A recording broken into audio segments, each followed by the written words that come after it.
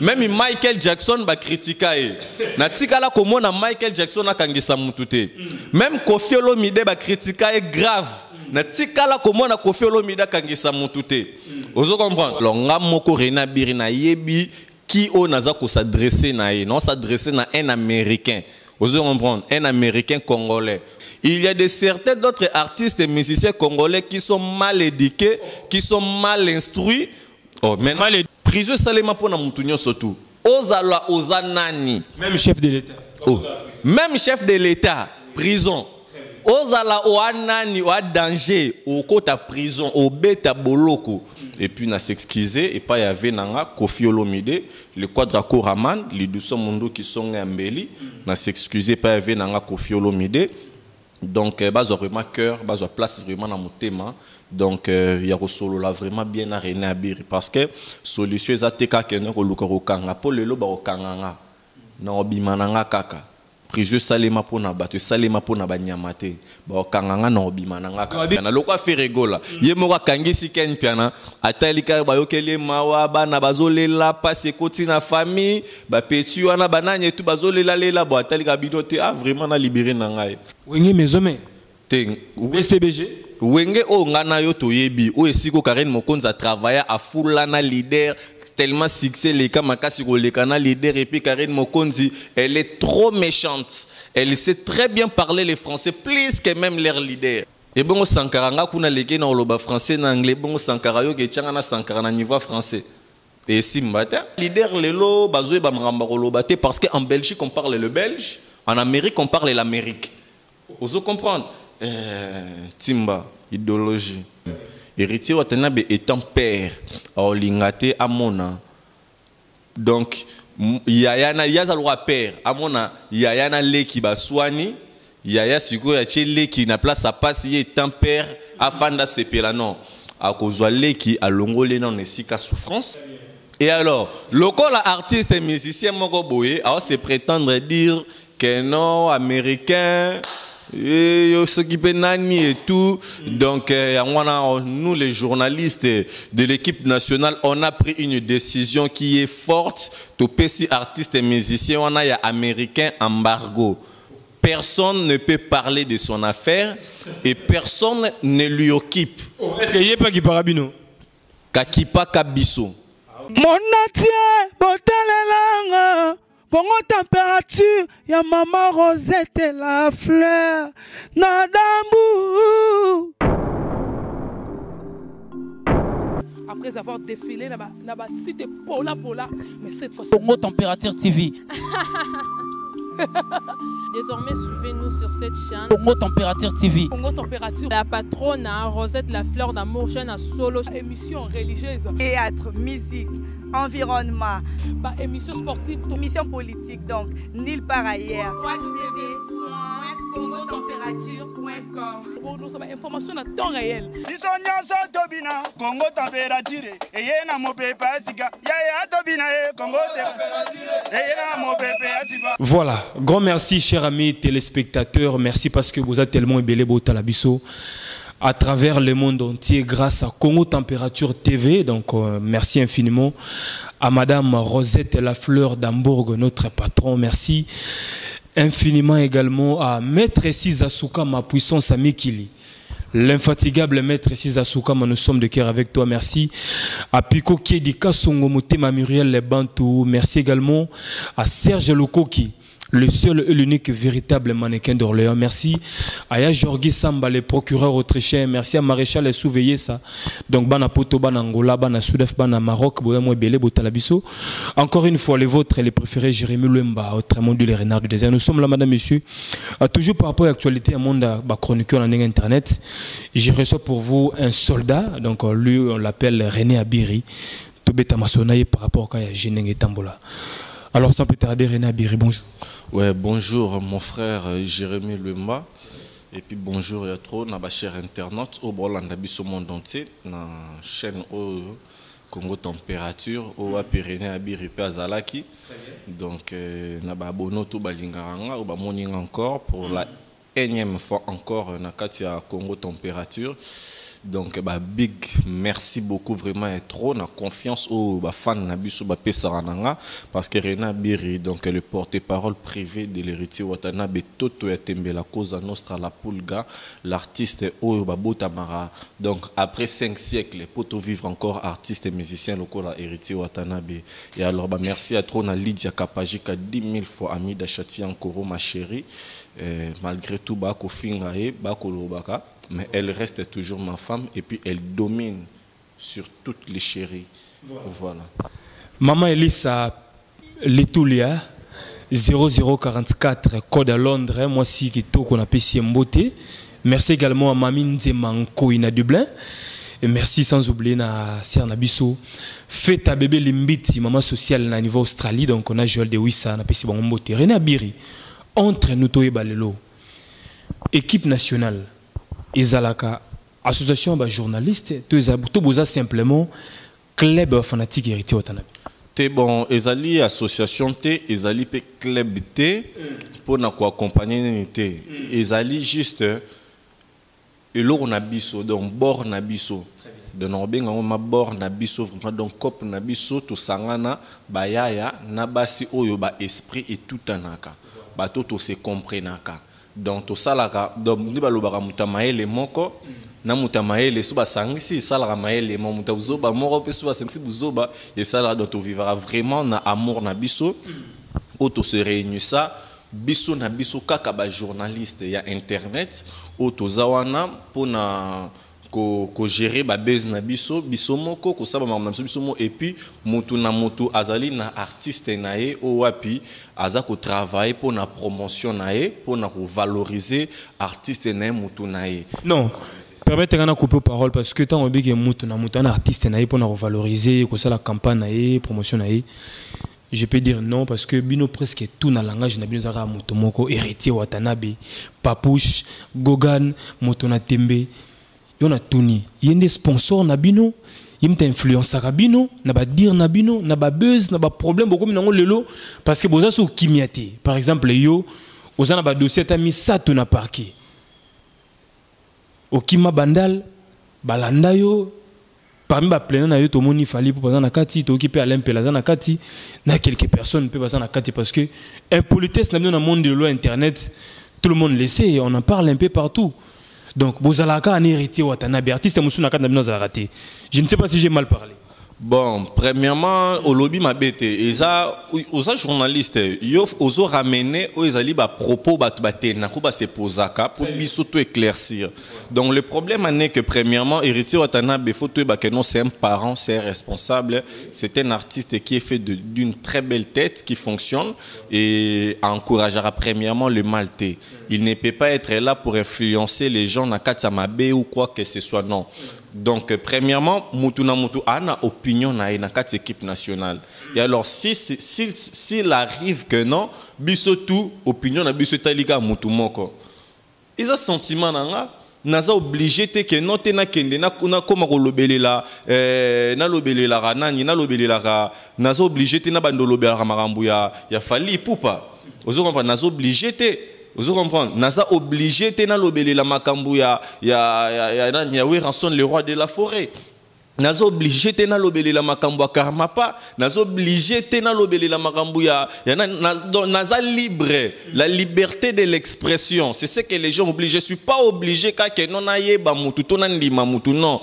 Donc non ça c'est la sentiment nanga. Mais oui, mais les amis il faut en respect. Mais sentiment nanga. Il faut en respect. Mais ils en ont respect. Ils en ont respect.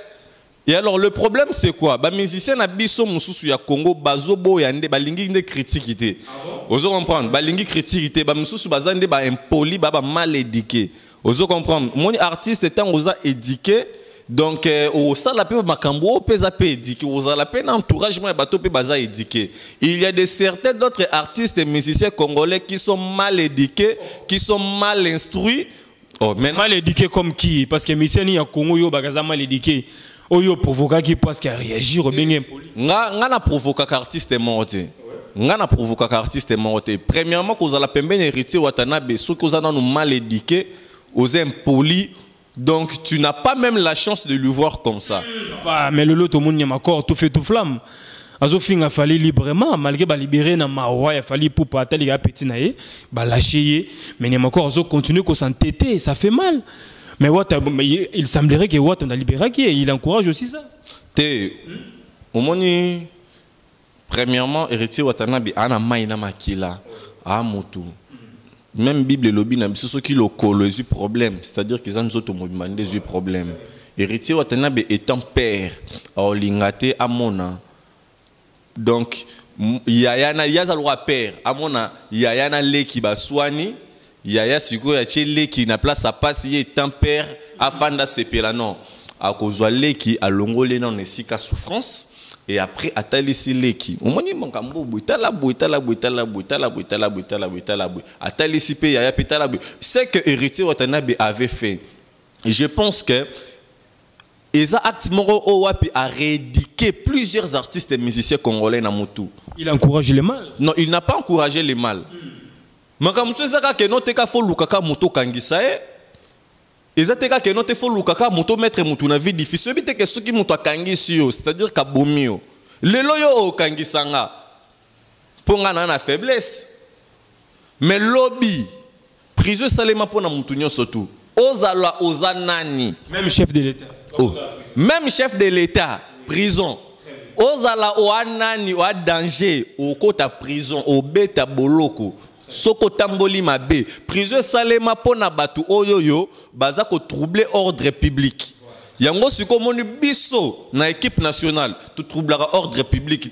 Chacun de nous fait très bien son travail tel que nga René Abiri Lelo. J'ai vraiment la vérité. Donc pembenya héritier Watanabe.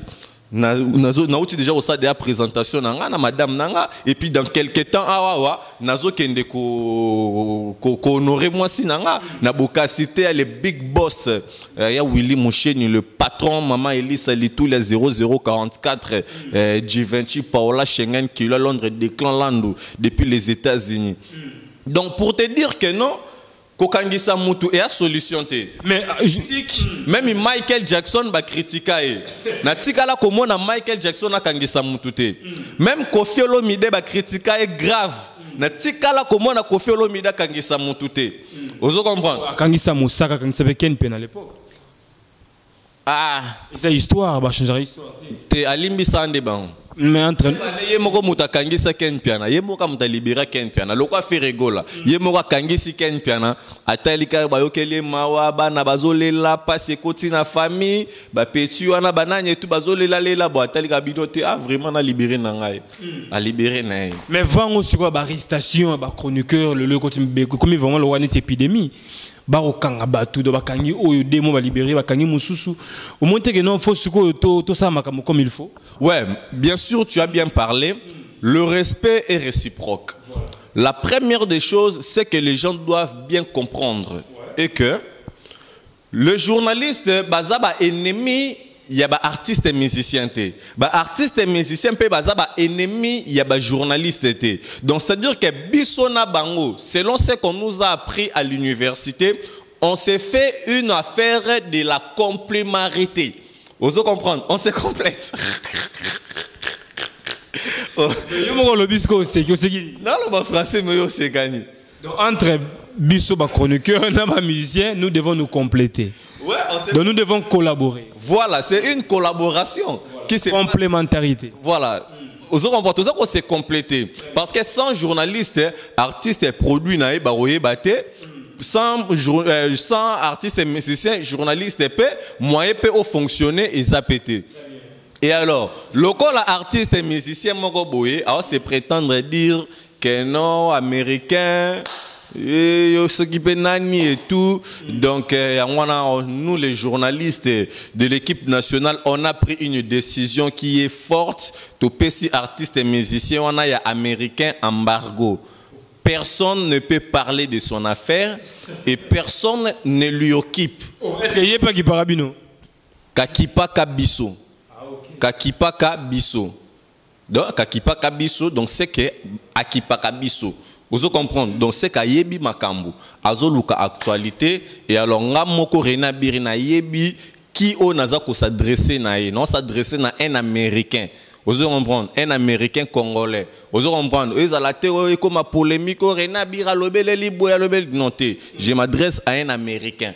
Ah. Voilà, mais entre nous, voilà. Aux gens à promener à l'Impela.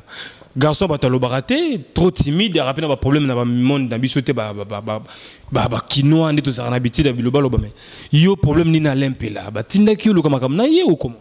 Bon, premièrement, à l'Impela, Landanga, René Abiri, donc à l'Impela, non, c'est un Shadrach Disquared, caméraman, il y a solo, ou Mazana Lobo, Kwanzambe, Azwanga vraiment bien, je m'adresse à l'Impela, ainsi que na famille Pela Mobimba. Vous comprenez, donc premièrement, René Abiri n'a s'excusé, n'a oignon sauté les kaki, n'a oignon sauté les kaki, tout bongisa, famille et sa famille, et puis n'a s'excusé, et pas y avait nanga Kofi Olomide, le Quadraco Raman, les 200 mondos qui sont embellis, n'a s'excusé, pas y avait nanga Kofi Olomide, donc bas vraiment cœur, bas place vraiment dans mon thème.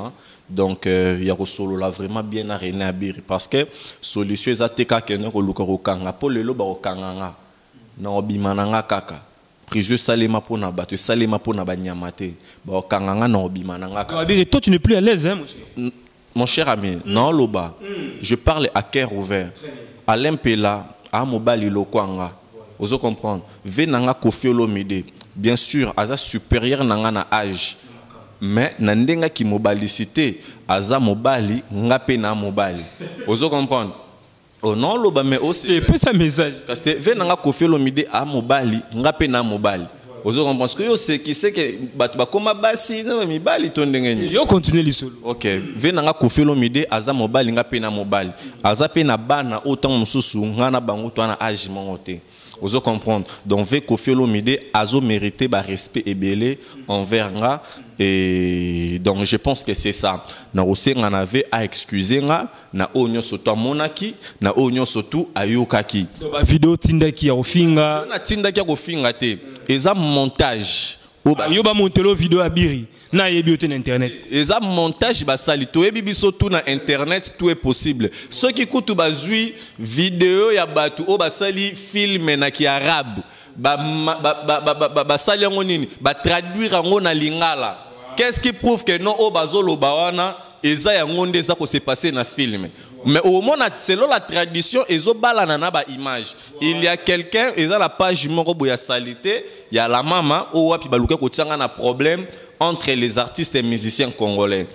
Siko ngai na artiste et musicien dato bongisi siko monte ke yo page wana tike na soni au sali effort au luko tsa ba kabal banini tout ça donc à l'Impela vraiment donc eza makambo mo be arriva qui je pense que ceux qui te 8 ans to kutani to solo là je vais tout expliquer à l'Impela vraiment donc azali jeune artiste donc wa banda kala avant ba tout belé ba makambo belé à l'Impela wa sala ba succès belé donc loko langa ko René Abiri na linga ko bina mingi na dasa à l'Impela donc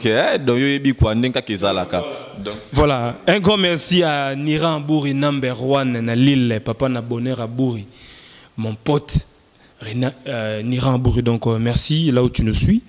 Serge Lokoki, merci beaucoup pour le conseil, mauvais Serge Lokoki, le mannequin d'Orléans, toujours très fort, très élégant.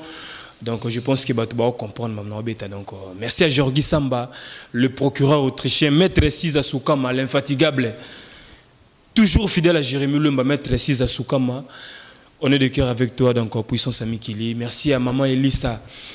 Litulia 0044, code à Londres. Une femme forte, très puissante, maman Elissa Litulia.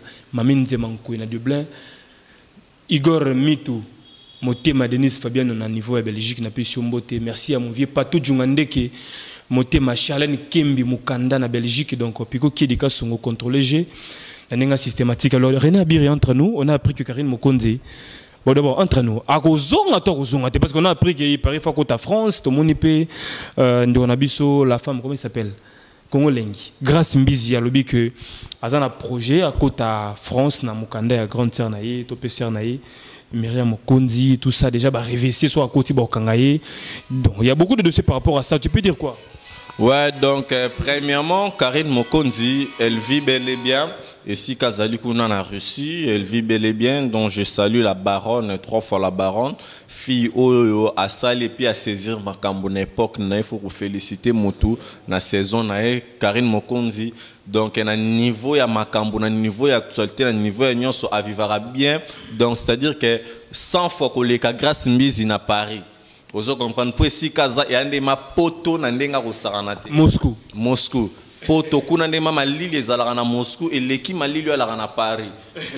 Donc ba tuaza ba ebi et puis Moscou et l'équipe France na propre. Oh.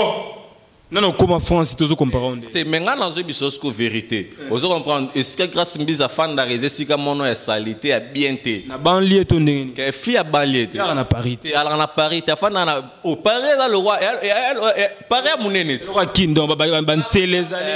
Yes, quoi, fait discours là, banga moyo siko. Il y a Paris, on a. Province. Na baki senso. Na baki senso kuna na bakati kuna si grâce à ça. Mais ouais, méchant.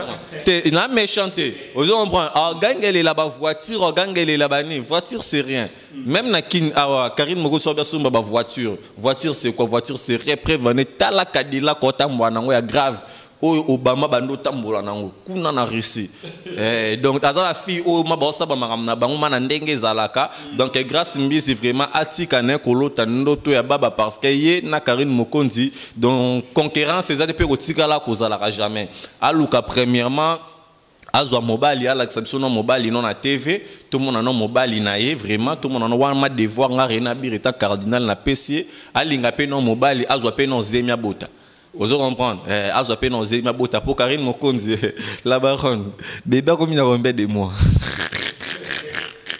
Voilà. Ça c'est l'ambiance quoi. Dondi Angèle le King, je salue donc Gina Taylor en couleur depuis Paris à Zolandabiso, Chimska Bengele le patron des patrons, maître Tete Kabouakaboué, Nabo Nyote le PDG Bobo Beloy. Balobi cette fois-ci, tous encore en Côte d'Ivoire quoi. Voilà.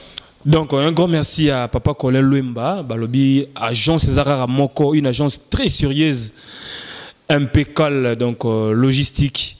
On tinda colis depuis Allemagne, tina ba Congo, parce que na ba territoire tout ezokoma. Matadi, Songololo, Kimpese, donc on avec beaucoup d'assurance, sécurité, rapidité. Donc mon bengika Papa Colin Luemba, adresse yebanagat Allemagne, donc tinda bilono bien à MP, cal logistique, donc kuna marambuza vraiment kitoko. Galaxy ka songo contrôler Grèce, maman le nimi à la Mali, la ma tante chérie.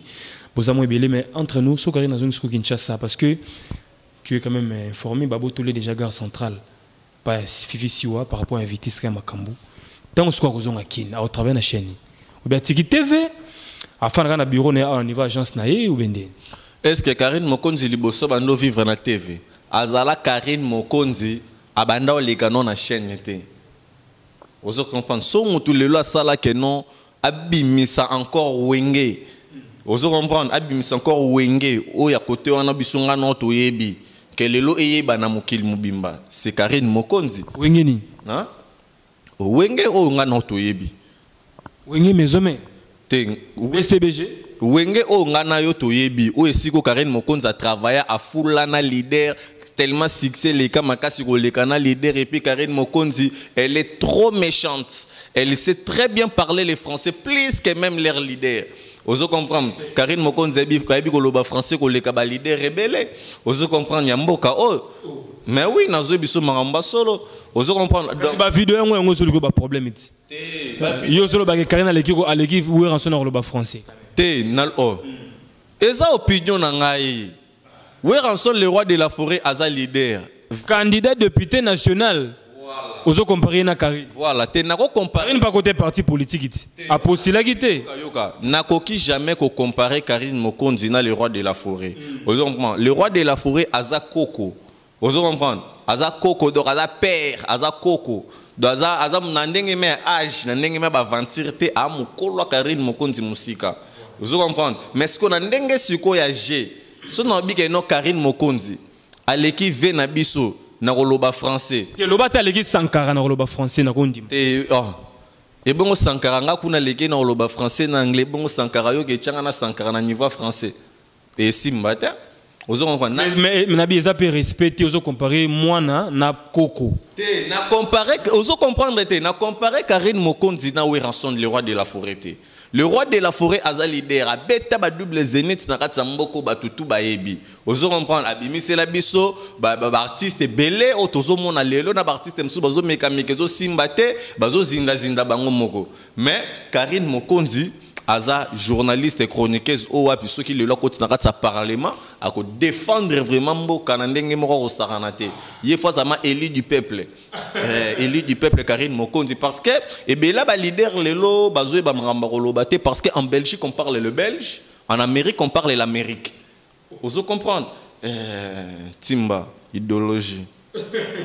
Voilà, ça c'est René Abiri dans ses œuvres. Donc je pense que Bato Bota Labiso Bazana c'est un bazar aussi Pelabiri, c'est vrai, au Kimagi Bandal, au Batamaki pour na menace qui moi belé, au Romino fana pas Karine, le roi n'est pas absente nakin, donc parler na itikali yona janvier Mokonzi.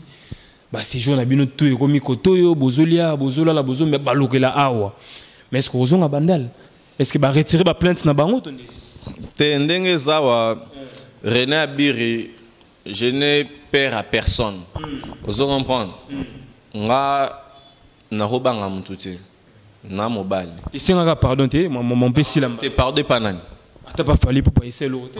Est-ce que nga na ye to ala na problème? Mais ba tu ne ba luxa ki selon ba info to sur na Bandal. Te nga na to ala na problème te. Nga na ye to ala na problème te.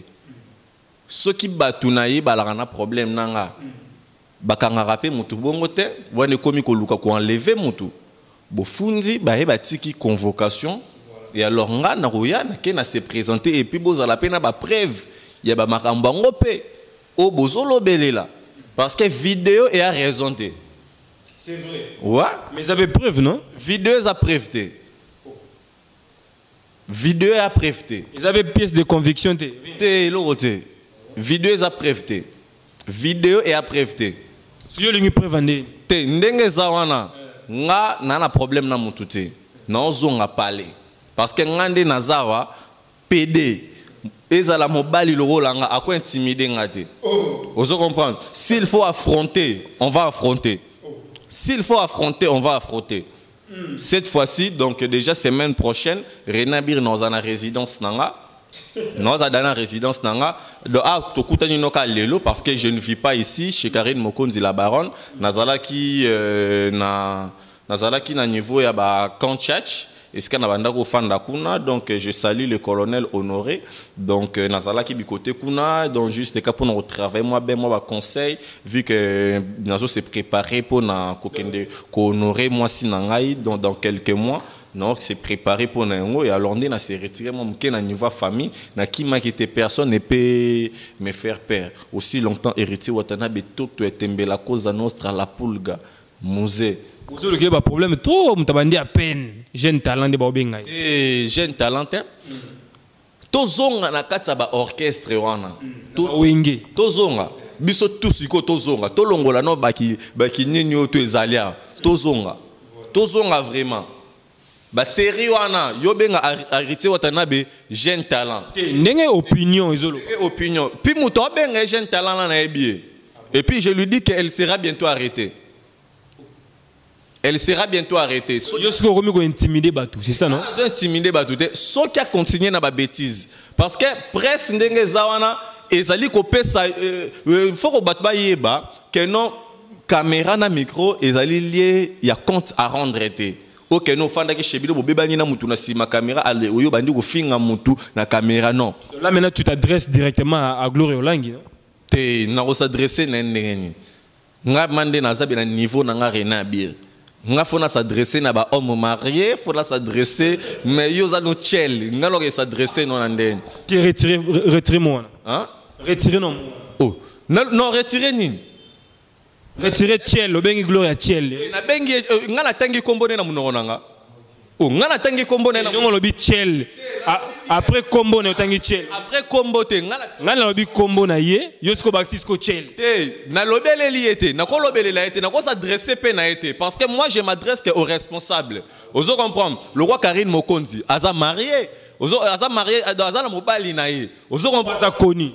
Aza koni. Vous comprenez? Je peux que m'adresser à Batu Oyo, Banami, Bafandisa Mibali, na Banda Côté. Ba fille, la chroniqueuse, ba lesbienne, banine, tout ça, n'a vraiment n'en attend répondre bangote. Ba fille, bazana nouana, aluka, zoma mobali, atinde la moi 100, moi 10, moi 20, banine, tout ça. Donc, n'en attend répondre bangote. Ba fille, ba tcheli internet, ou ba rosala ki ndumba internet, ezo simbate, donc, ba zozo makolokilo, n'en attend répondre bangote. Donc, pour un respect, même ya moi sinanga, donc, n'ako répondre te, na fille, moko boye azana mpuka azabiente donc il n'a qu'à répondre. Alors maîtrise-toi en tout cas. Je pense que tu as beaucoup parlé. Bayoki. Voilà, c'est qu'on change de sujet. Je pense que tu as quand même beaucoup parlé. Tu vas comprendre tout ce que tu voulais parler. Au toucher point par point. Donc tu vas retenir nini. Ouais, premièrement, toujours procéder dans l'étape de l'élection. Justement, est-ce que vous avez pour ou contre machine à voter pour s'occuper de l'agent CENI, je ne sais pas. Rien Biri, l'agent CENI parce qu'il y a un communicateur. Il y a CENI, mais il y a un communicateur, il y a presse. Donc, communicateur qui est en formation et puis libre. Voilà. Dans le cas de Congo, nous exerçons ce qui est la liberté de l'expression. Et dans le cas de moi, si je suis habité, les policiers sont les policiers donc, ça veut dire que les habité. Ce qui est la loi moko, oyo etikala na kati oyo zalaka na kati ya constitution ya ke no soki bokangi mutu bolekisa ye na émission na chaîne ya Molière. Nazo mitu na vraiment na habité ba konzamboka vraiment ba mekempe ko tala likambo oyo parce que bokoki ko salisa mutu eloko moko boete sans pourtant sans consentement na ye. Vous comprenez? Beaucoup de choses ça monte l'autre côté sans consentement naïe. Vous comprendre? Cette manière de humilier les gens là, il y a que ozui mbokangi mutu, bozuye bolekisie na Molière. Nazo tuna na lina yebeza mutuna. C'est un principe mon mboka o toza loi. Toza loi il y a que no bokangi mutu donc bokangi mutu le Hollandais parce que namona ngo kaka na biso ba journaliste était mais au moins avec plusieurs personnes.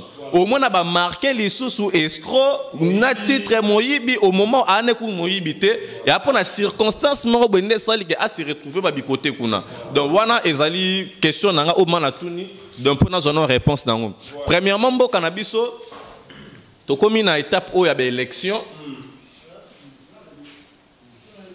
to komi na étape à élection donc ndenge toza na étape sur quoi élection. Et je pense que Batebele, Baza Komi tout, Baza ko se poser des questions et tout. Na aussi ngara na population congolaise qui mia na nzambe ezalakati na biso nyonso tout. Ceux qui to voter na kimia. Ceux qui peut que nous et ça la que nous to les kana transition. Tout ça là dans le calme de la manière à ce que est troublé ordre public, circulation, batwa circuler normal et alors bande ko na biso pe ya ba combattant basa la paix revendication na bango na ndenge moko pe ya bien na ndenge moko pe ya ordre parce que mokili donc Congo eza Facebook te Congo eza WhatsApp te vous comprenez OK ba tout ça commence ba message d'intimidation na ba WhatsApp ba nini non ça va brûler ou non rien ne va brûler Congo eza mboka nzambe mboka ya elaka profite de l'occasion de dire un très grand merci à maman Mimi Moujeka, maman na Chris Kalanda, Declan Landou depuis les États-Unis, José Tsanguna Londres, Paola Schengen Kula Londres, Cornelia Doussi, Givenchy, maman Chantal Mampouya, maman Fifi Lukala, ya Myriam Mokonzi Royal Kinale, les Moisi Mbongo Bele, Eloge Mouyaya, Chims Kabengele, mon vieux JP d'Acruz, Gina Taylor en couleur, donc merci à Pamela Nyota,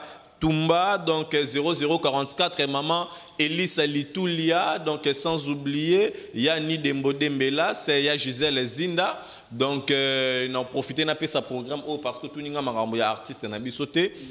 Iriti Watanabe Toto Tembe, encore il va se produire au niveau de la Côte d'Ivoire. Tous allons vraiment ébélé, sensibilisation vraiment ezalama kasi. Veut dire que tout on dit ça encore ça loana. Donc plus qu'un dingue tout on dit ça qui encore et vous allez vraiment bien pour na honneur il y a musique congolaise. Je pense que Toyebi na Côte d'Ivoire wana après avoir perdre Papa Wemba, donc héritier Watanabe a pour na consoler encore cœur oui zalaki na pasi makasi na mutema ya bande kona biso ba ivoirien ou ba banga qui vraiment est belé.